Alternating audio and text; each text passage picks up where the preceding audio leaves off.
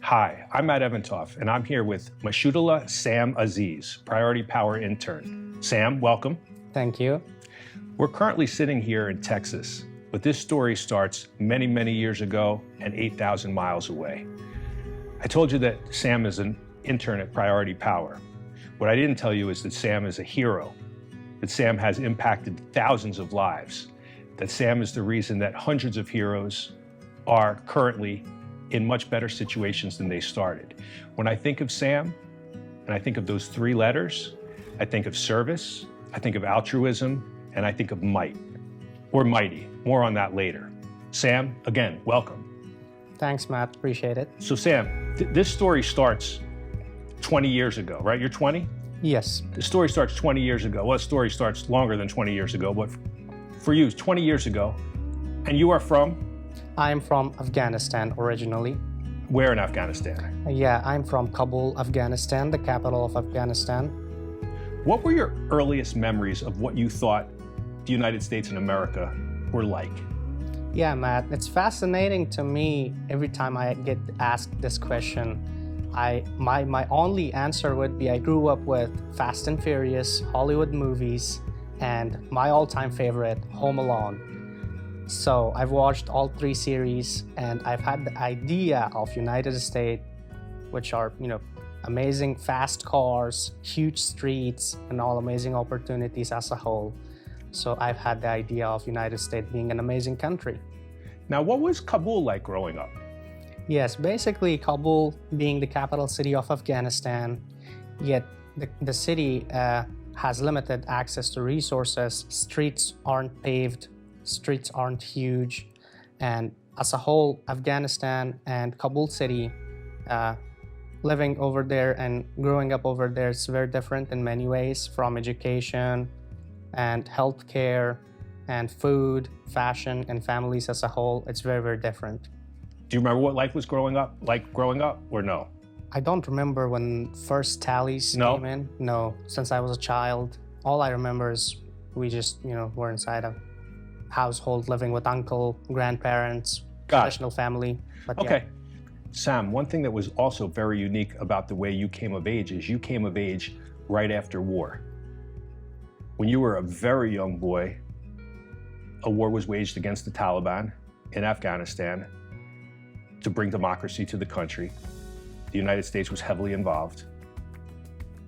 The Taliban were no longer the ruling party, but were still very influential throughout the entire country. Am I saying anything incorrect at this point? No, you've echoed on tons of topics, Matt.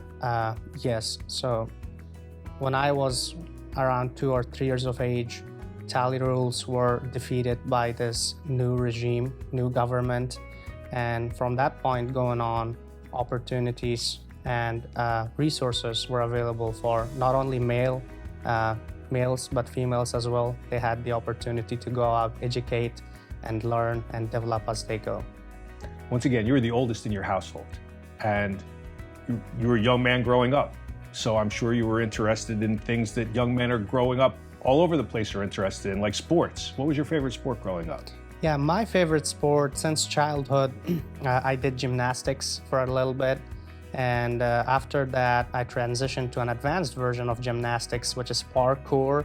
And I went doing parkour for about 2 years, and I enjoyed it. It was one of my amazing hobbies back in the day and sports.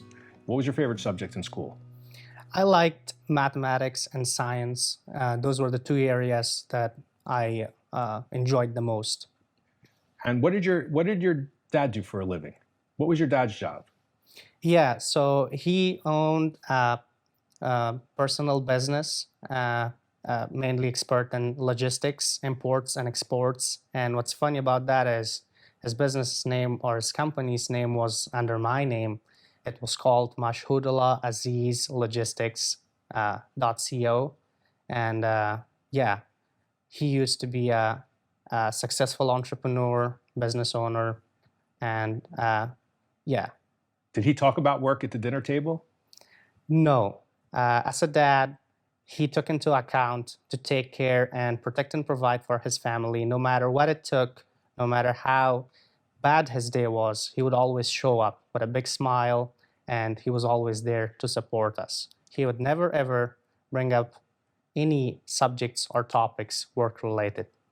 Now, one thing that's always been fascinating to me about your dad was a hero long before anyone knew he was a hero. When the Taliban were in charge, your father was teaching English underground, correct? In the basement of your house. That's right. Yeah. So basically, he had this facility. He was renting this facility, and he started with 1 or 2 students, and it ended up having a total of 800 students that had interests in English language.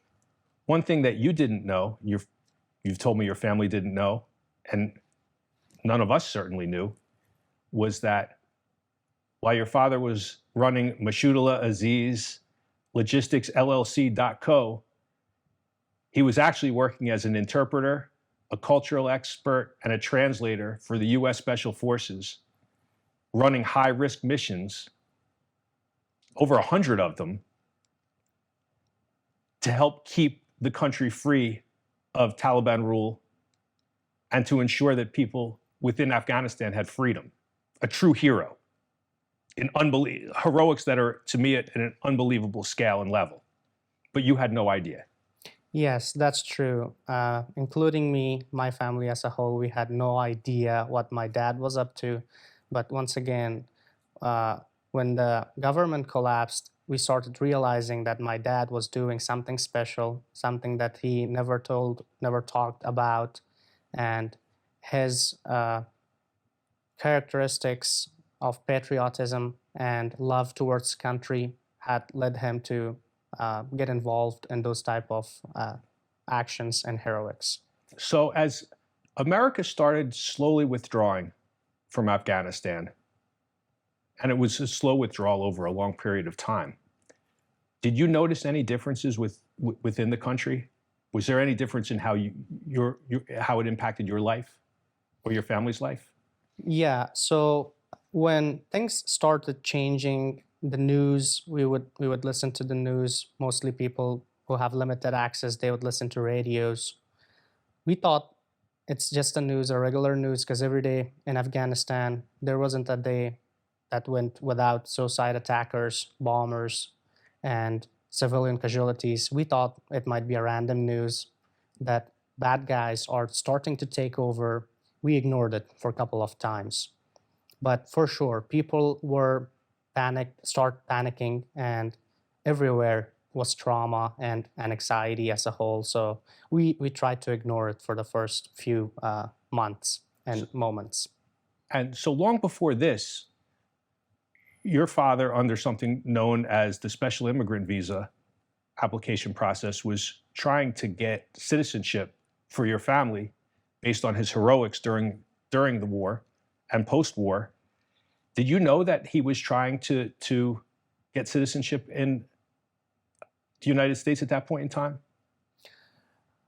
No. So we had no idea what my dad was doing, and talking of moving to the United States via special immigrant visa, which is mainly for Afghan and as a whole interpreters who are translating for U.S. military and United States government.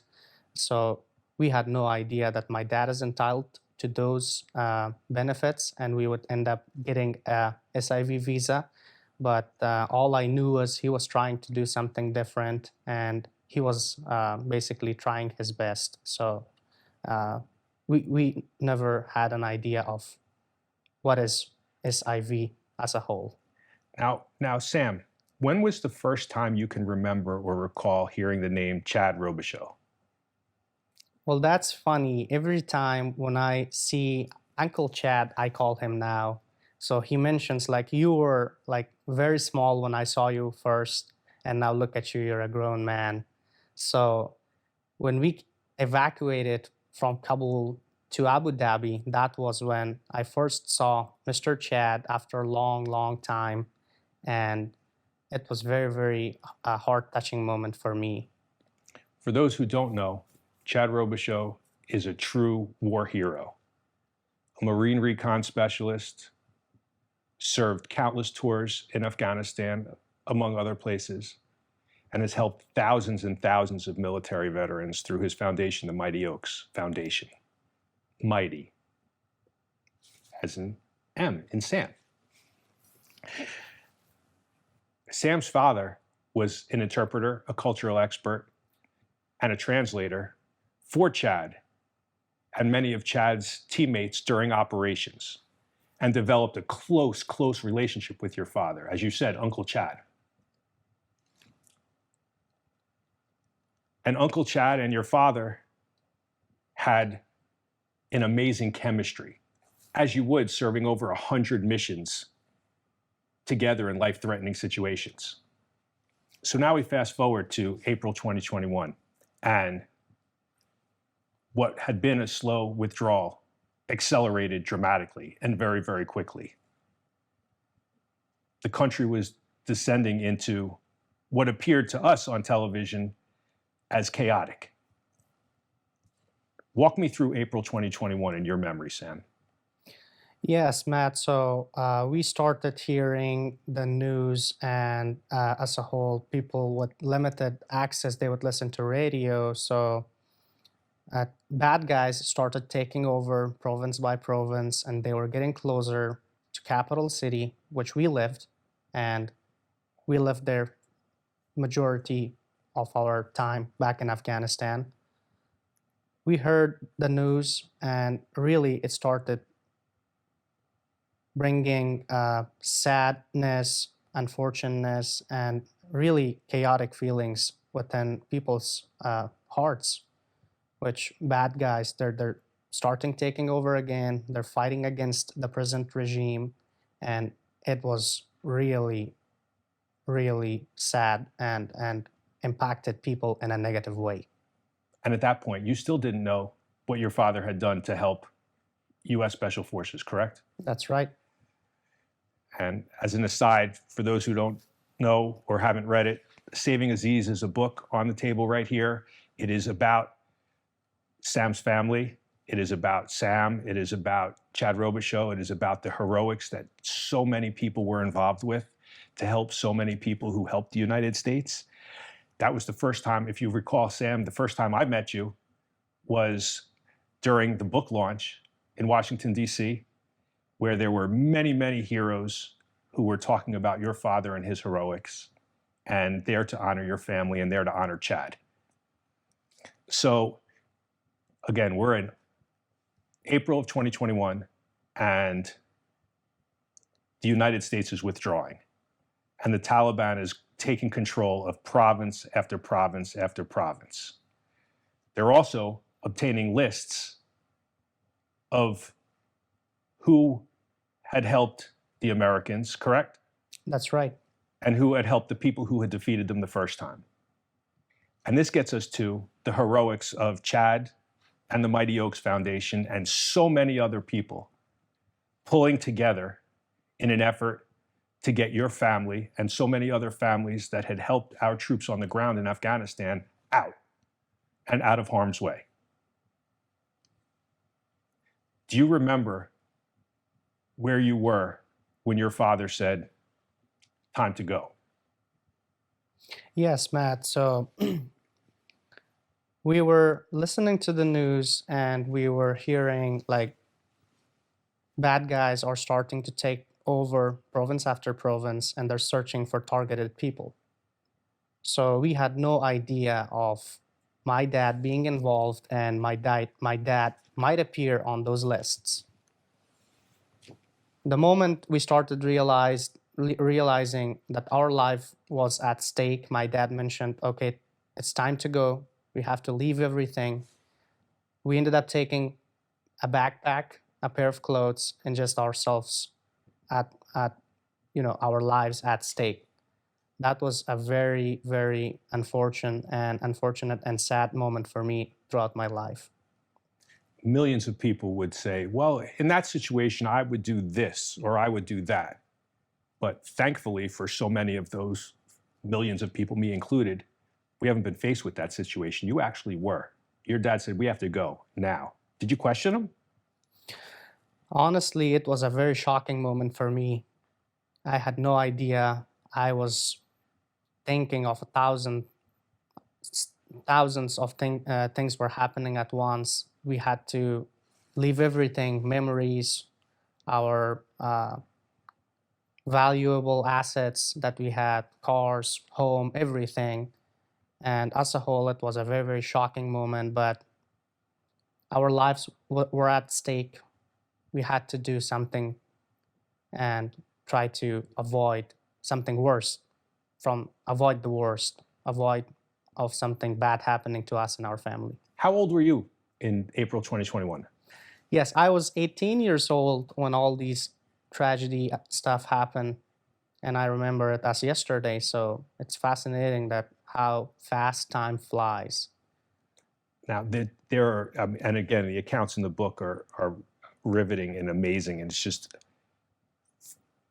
stunning and shocking how close your family got to Karzai International Airport, which was our base, how many times you were rebuffed and had a hard time getting here.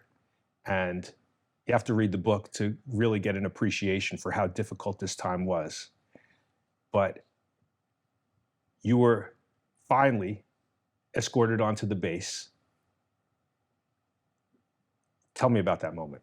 Yeah, everyone was shocked. People were rushing towards airport. There were no place for you to, and there was zero chance, zero possibility to cross one checkpoint and not being captured in the second one. So people were rushing. It was a chaotic moment, and as a whole, we were shocked. We didn't know what was going to happen next. One image that's imprinted in my mind, Sam, is the image that we saw over and over again on television here in the United States of people hanging off of the wheels of a military plane about to take off, people hanging off of the outside of a plane, and the sheer number, thousands, countless people who were trying to get out that couldn't. I don't know, have you ever seen those images since? Yes, Matt. That time, that was when we tried a couple of times, and unfortunately, we were unable to make it to the safe area, or we weren't able to get it escorted. But we were following the news just to make sure what is necessary or what steps are really helpful for us to get out of this chaotic situation and moment. I remember the desperateness between the people, the anxiety and fear of what's going to happen to their lives. What will their life look like after these bad guys take over? I do remember, and unfortunately, we had a couple of people ended up losing their lives while they were hanging from underneath an airplane. While the airplane flew, they fell down, and it ended up taking their lives. Do you remember the first moment you set foot on base? Yes, I do remember the very first time I set on base. There were true soldiers, American brave soldiers, true heroes. We met them for the very first time, and that was when I started really speaking English. So I spoke with an American soldier. It was really an honor to shake hands with an American soldier, brave men and women, that they were there to at least help people, at least give it all and give it what it takes to help people. I do remember that moment, and it was a memorable moment for me, and I cannot forget that moment. Now, at that point in time, did you have any idea what your dad had done for a living? Were you starting to figure it out? Yeah, including me, my siblings, and my mom, we started feeling a little of what will our lives look like next. And we started recalling those moments and times that my dad was teaching English. Now we are talking with an American, a true American who can speak. His native language is English, obviously. So we started to realizing step by step that what was the case. Now we're going to fast forward, and we're going to get to your heroics, Sam. So we fast forward, and for those who don't know, the UAE, the United Arab Emirates, were instrumental in helping Afghan refugees get out, correct? That's and right. relocate. So you get out and you get on a flight and you fly to Abu Dhabi. And you obviously get off board the airplane and you're in Abu Dhabi and you're in an immigration center. Talk about that scene when you first walked into the immigration center in Abu Dhabi. Yeah, I personally would like to extend a special thanks to royal family and brave men and women who were involved. And very first time when we landed in Abu Dhabi, people were warm welcoming.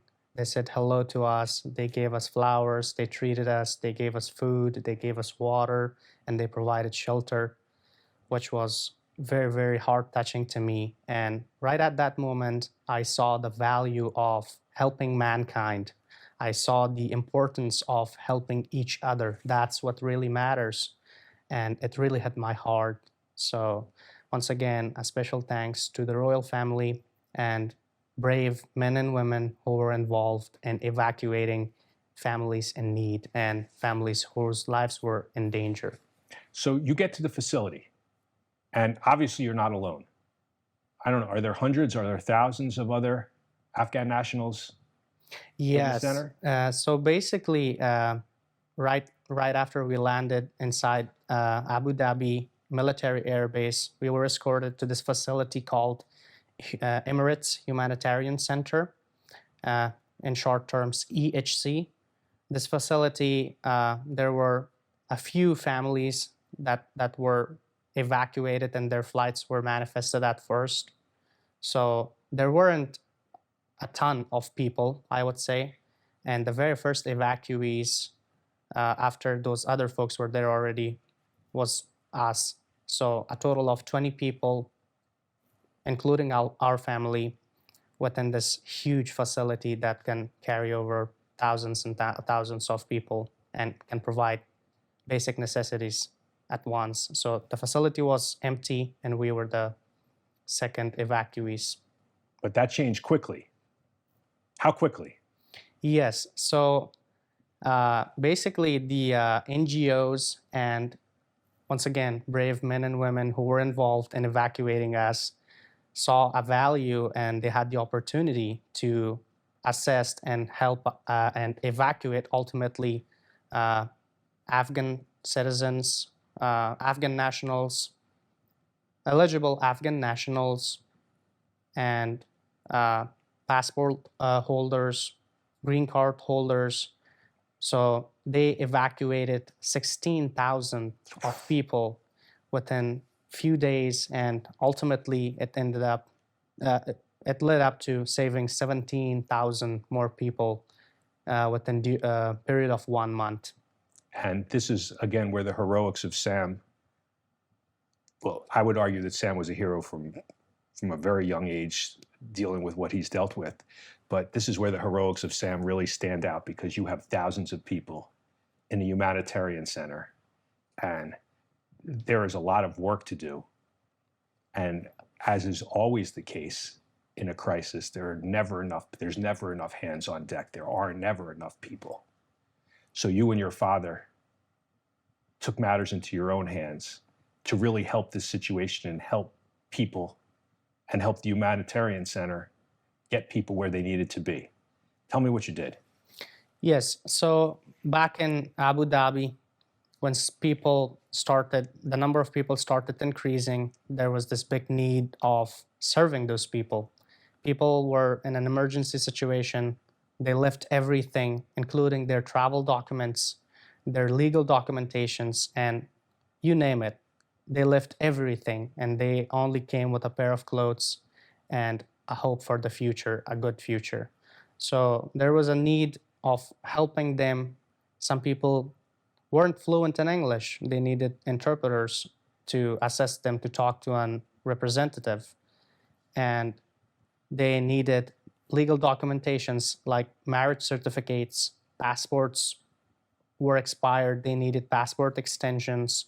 They needed a ton of paperwork to prepare them for their interviews, to ultimately have them be ready for travels to the United States.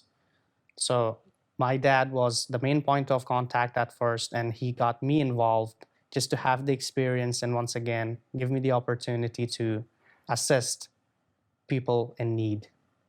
That might be one of the greatest understatements I've ever heard anyone express about anything. So, Sam, you assisted thousands of people, but talk about what that assistance looked like. What did you do? My first responsibilities in assisting people was filing for their SIV, special immigrant visa cases, where they had their letter of recommendation and then they had their basic documentations, but they didn't know how to file a packaged case. So I was helping them prepare those documentations, have their IDs or whatever legal document they had scanned and include in a package and sent to the address that was provided so they can get their process triggered and started. On the top of that, I had the opportunity to help people get their legal documentations such as marriage certificate, birth certificates. Some people needed travel documentations, and I was actively helping Afghan embassy representatives inside the facility as well. Basically, one of the largest project management opportunities a person can have, yes? That's right. And you created systems as well.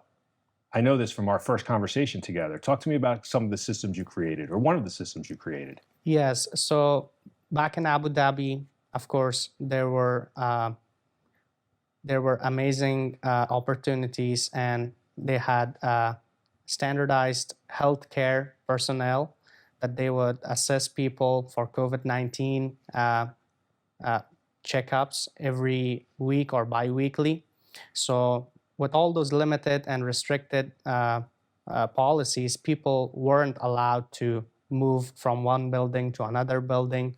So we came up with a system that I would go knock on each door and let people know if you need marriage documents, marriage certificate documents, other legal documentations, I was the person to go and knock on their door, come up with a line of people, and then escort them directly from their building to our office to get their process done. After they were done, I would escort them back. And also, we came up with a dedicated team of IT who was assessing people's documentation, helping them with interviews, and prepare them for next steps. How many people do you estimate your family helped over that period of time? Yeah, so we lived for about 9 months over there back in Abu Dhabi from September 2021 to April 2022. Within this period of time, as I was working with NGO representatives and Afghan embassy, we helped more than thousands of people. In addition, people from other buildings, because there were 4 clusters. Each cluster had 4 buildings, and the number of people started increasing. And day by day, when they saw the COVID-19 patients and people with symptoms decreased, they started allowing people to walk around and go from one building to another. So people would really come to our office with thousands and thousands of questions. But all in all, we have assisted more than thousands of people throughout the course of 9 months. Chad Robichaux, the Mighty Oaks Foundation, who have helped thousands and thousands of veterans and people who have helped veterans, like your family, introduces you to a very good friend and supporter of the Mighty Oaks Foundation, Brandon Schwertner, who's also the president and CEO of Priority Power. Tell me about the first time you met Brandon. Yes, so Brandon Schwertner, a successful entrepreneur and a great friend. How I connected with Brandon Schwertner was via a mutual friend, Uncle Chad. He introduced us, and my 2 brothers, my middle brother and my little brother, were there also as well. So it was an amazing and memorable moment when we first connected with Brandon Schwertner, and it's an honor to get to know him and connect with his family as well. So I know that your family and the Schwertner family have gotten very close. And Again, you're an intern at Priority Power, but you're so much more than that. I've watched you have an impact on everybody in every office. Your story's amazing. You're one of the most popular people at any company among your coworkers. That's clear to see. You've already won a Core Values Award for living the company core values. Again, you're beloved by everyone who meets you. And a lot of that is because of your humility, again, your altruism. You're a special person and a special young man, Sam. I want to talk a little bit about the lessons you've learned, because you've had life experiences that are very, very different than most of us, most people. What are the greatest lessons you've learned from your parents? Throughout the journey of my life, and of course, learning from my parents, is always serve others, always serve mankind in your community. And it's all about being together and the love that you spread and the moments that you enjoy and the joy that you share with people who are really around you and support you and are there for you. And as a whole, the value of family. What is one thing that you miss the most about Afghanistan? Well, I'd say my classmates and my memories as a whole. I grew up in there. Once again, those are memories, and those are the time that I spent. I really miss my classmates and friends, but we still keep in touch. We talk via social media or via internet, but I really miss their presence. But you still talk via internet, social media. That's right. And now you have 2 younger brothers, 3 younger sisters. What lessons do you try to teach them? Yeah, growing up in a traditional family, my mom and dad always taught us the value of helping each other. So every time my younger siblings have issues with their homeworks, they would come to me and we try to find a solution. If not, we will use the Google to find an answer for it. So as a whole, in our family, we try to stay connected and then solve issues together by exchanging ideas and thoughts. What was the most surprising thing when you first got to Texas or first got to the US? What surprised you the most? What was different than you expected it to be, or was surprising or shocking? Well, I would say huge highways and freeways, and especially here in Texas, giant trucks, which I love cars, and these giant trucks here, I thought of it as in Fast and Furious movie, that there would be smaller cars and buildings closer to each other, smaller places. And right here, when I saw the huge cars and huge freeways, that was surprising for me. And that you don't have to come from 8,000 miles away and from Afghanistan for that to be surprising. I'm from the Midwest and then from the East Coast, and I have to tell you, when I first saw the parking lots and the cars and the size of the freeways and highways here in Texas, I was surprised at just how massive they are, and everything truly is bigger in Texas. That's pretty clear. Sam, what are your goals in the future? I know one thing you and I have talked about is, you just finished your GED recently, which is awesome, an amazing accomplishment. Considering what you've achieved in 20 years on this planet, it's pretty amazing what you've been through and what you've achieved. What's next? Yeah, once again, I would like to extend a special thanks to my family who's been supportive throughout this journey, Mighty Oaks family, and Priority Power. These folks surrounding me has really impacted me in a positive way, always motivated me, always are there for me, and I'm super grateful. So I finished my GED, and I'm planning on attending 2 years associate degree in a community college starting in spring 2024, and I'll be majoring in computer science.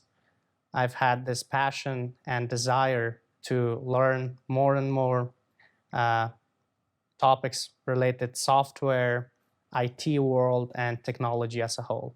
So Sam, there's no question that you're going to succeed at your associate's degree. There's no question you'll succeed going the next step and finishing your bachelor's degree, and you're going to have a very successful professional career, family. You're such a huge benefit to society, to everyone that you work with. We're all blessed to know you and to get to spend time with you and get to learn from your constant humility and your constant dedication to service to others. Again, I started this by saying, Sam, what did Sam mean to me? It meant service, altruism, and mighty oaks. Corny, I'm sorry. But service and altruism really define who you are. And your name is Mashhodullah, but I like Sam just because I like saying service and altruism, because you live your name. You live those two letters each and every day. Sam, thank you so much for spending time, sharing your story, sharing your heroics. People who want to learn more, you're a pretty easy guy to reach. Everyone should read the book Saving Aziz to hear about the heroics of Mighty Oaks and the heroics of so many different people who rescued thousands and thousands of heroes. And now we're going to start a new segment. And I'd like to introduce in a special guest. And that special guest is the CEO and President of Priority Power, Mr. Brandon Schwertner.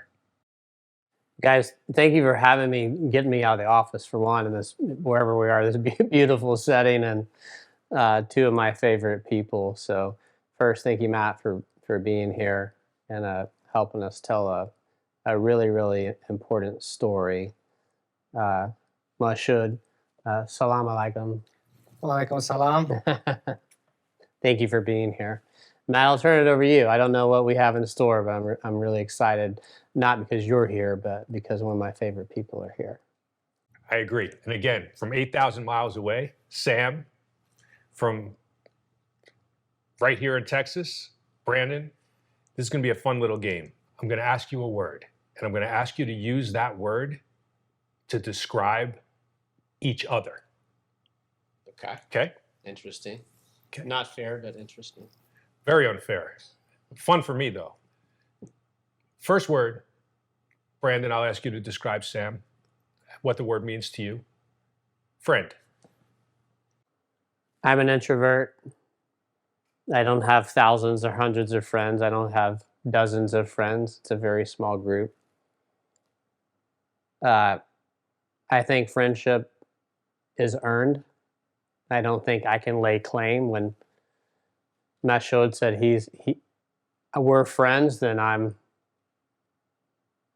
accept it. Pleased with it. We met in an unfamiliar way. I got a phone call to take Sam, M1, I like calling him his real name, to breakfast or lunch. And I said, well, who's Sam? And it was just a mutual friend of ours. And he said, well, he just got off a plane from Kabul to the Woodlands. And I just laughed. Like, can you think of two polar opposite things, of Kabul and the Woodlands? It's like, I would love to meet this person. And I asked him a lot of questions. I don't think I gave you a lot of background. I probably was a little more inquisitive. And I remember leaving that first breakfast and I said, man, if I can earn this person's friendship, whenever I have a hard day or a bad day, it'll never be a hard or bad day again. Beautiful answer. Isn't that the truth? Sam, friendship. Yeah, Brandon, I call him a good friend of mine because he's always there for me. He supports me. He motivates me. And that's what really makes our friendship stronger. Nice. And that's really beautiful, Matt. That the thing that he doesn't know is, you know, we have a great business. We serve a greater good. We create impact. We do everything we can. It doesn't happen without good people. And when I first met Mashod, he wasn't my favorite, by the way. He has two brothers, and his little younger brother, Mashkora, he walks up and he's just like the light of the world. And I've never been to Afghanistan. And I had some familiarity at far of what was going on. And I remember I said, "Man, you're a good-looking little kid," his youngest brother. So let's go get a suit. Like, you know, he came over with a backpack, right? And there were two things that happened. One, you know, he tried on a suit. Like, I like to dress up, so I'm all in, right? Let's go have some fun. And this is Texas. Like, let's have some fun. And we're gonna get it altered. He's just gonna be beautiful because, you know, he's start of a new life. And I remember when the tailor said, "Why do you need to keep it for like a week?" He got tears in his eyes, and he didn't want them to take it off because he looked like a rock star. He told me, he goes, "I'm a superstar," in front of the mirror. And then on the flip side, with his older brother, which we call AKM, One with Sam, that we're so blessed to have, the stories that he told me are very intimate and much more personal, and some I wouldn't repeat on camera. But I can tell you one thing in a very selfish way. When he calls me friend, I'm getting way more out of this, I think, that he realizes that he sits right next to me in the office, and I never have a bad day after I met Sam. Sam, what does the word blessed mean to you? The word blessed means a lot to me. It really echoes on the gifts, the opportunities, the resources, and as a whole, the great people that are surrounding. So I'd say I'm very blessed that I am supported by amazing people like my friend Brandon. Brandon, what does the word blessed mean to you? Oh, bless. Wow. I fail every day. As an American, as a Texan, the luxuries that we have, and we read stuff in the newspapers, we see it on TV. We haven't lived it. I haven't lived it. I remember when I met Sam's younger brother, Mashkodullah. He's by far my favorite. I think he's everyone's favorite. That's the youngest child, right? It's typical. Sam, you're my favorite. Don't Yeah. worry. And Mashhodullah, I asked him, I'm like, he was very young when the Taliban invaded Kabul. And mom didn't know what was going on. Still amazes me, like no one in the family knew what Aziz was doing with the special forces. By the way, had been on over 100 missions. He doesn't get a break. He doesn't get to come home. He went over 100 missions, 15 plus tours of special forces. Like, he never stopped. You can't even fathom that, what that takes. And so I asked Sam, I said, what was it like for Mashkodullah? Like, he's so happy. And he said, well, what was the game, Sam, he played? Was it Grand Theft Auto that he was playing?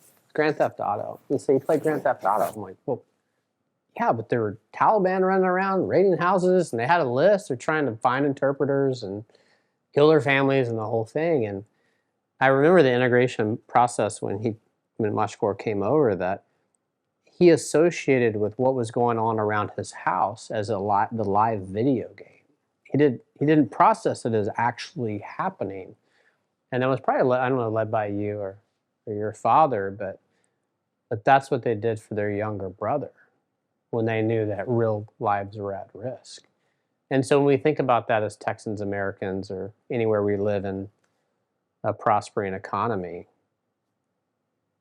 taking things for granted doesn't do it justice. Complaining that I got bumped on a flight or have to sit in an airport for an hour, or my Whataburger's cold, which never happens, by the way, but it does at Wendy's and In-N-Out Burger, maybe. It really makes you rethink things. You raised an interesting word there that I want to get your take on. Word failure. What's failure mean? Oh, failure. I've known you long enough back from your Princeton days, and I think we're both Winston Churchill fans. And there are other quotes, but I truly believe, and Sam is one who lives this by example every day, if I know my failure, I know my successes, and we shouldn't be the judge of either. The judge of what we do, good, bad, indifferent, failure, is what everyone else says about us when we're not around anymore. And that's what we should be working towards. And whether we characterize that as leading life without recognition. I mean, this kid here, he was thousands of people in the UAE. I mean, we need many more films to talk about the complexities of getting good people in this country vetted by the CIA, FBI, and everything else, and we can't get them back into the country. But he organized that. People that left with a backpack left everything they had their whole life. And so when I think about when we first met, failure, success, is like, does it really matter? I mean, here's someone equivalent of pretty much an engineer in education. Kabul, Afghanistan doesn't mean anything, so you have to start from the beginning. But we were so lucky as just a people to have families like Aziz's family in our community. It's unbelievable. It's priceless. So what people say about it, success or failure, I'll let them be the judge. We're not the judge of that. Fair. Sam, I'm going to put you on the spot. What does the word hero mean to you? Yeah, hero. A hero means a ton. So hero, first thing come in my mind is I'm a favorite of Marvel. So a hero, realistic hero to me, my mom and my dad, they're both Marvel characters to me. They've been very, very supportive and helpful to me. And they're very special. So if I were to give my mom and dad a title, I'll give them the hero title. They're both my heroes. I love that, but you raised it, so I'm going to say Marvel. Favorite superhero, Marvel superhero, who? Well, probably the Hulk, because I like the Hulk since childhood. My dad is a Hulk. Yeah. He treated us and he supported us always in many ways, and he was there for us. We never felt like we're alone. So my dad is a Hulk. So he was the mild-mannered Bruce Banner, and then when he would go on his missions, he'd become the Hulk, the Incredible Hulk. Yeah. That's a great analogy. I love that. Final word. What's the word holiday mean to you, Sam? Holiday, my favorite word. I love holidays, and especially here, as I get to experience amazing people surrounding us, helping us, always motivates us. The word holiday and enjoying spending some time with your friends and families. So it really is valuable to me to be within those moments and enjoy with friends and families given the holidays. Beautiful. Brandon, holidays. Oh, holidays. A lot happens that year end. Christmas lists, work, budgets, all of the like that all come together at once. Certainly my favorite time of year. But I think since and thank you for doing this, to have someone like Mashhodullah, thank you for doing it. Sam Mashhodullah for doing this. I think the meaning of all of this is about perspective. And it's not social media, it's not news, it's not what we read. The book is wonderful, but we weren't there. And so when we have the luxuries, you start off by talking about friend, like boss, employee, whatever. It doesn't matter. Like under the eyes of God, we're all peers. No matter what religion. If you believe in a higher, we're all peers. Like we leave everything behind. And so the holiday to me means the shared perspectives, the stories that Mashhad has shared with me that I've learned from his other brothers. I remember we were in front of Congress, and his father got the first award from the U.S. Congress ever as an Afghan.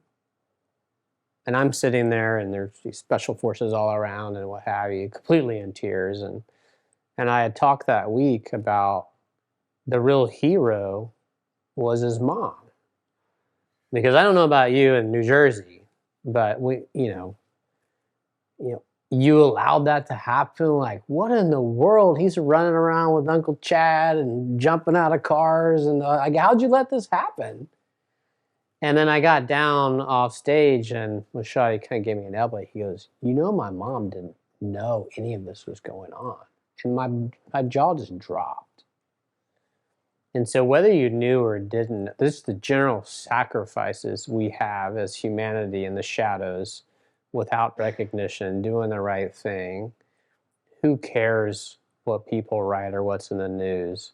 When we go to bed and look in the mirror, we know the choices we made, and was that fair? Did it improve society?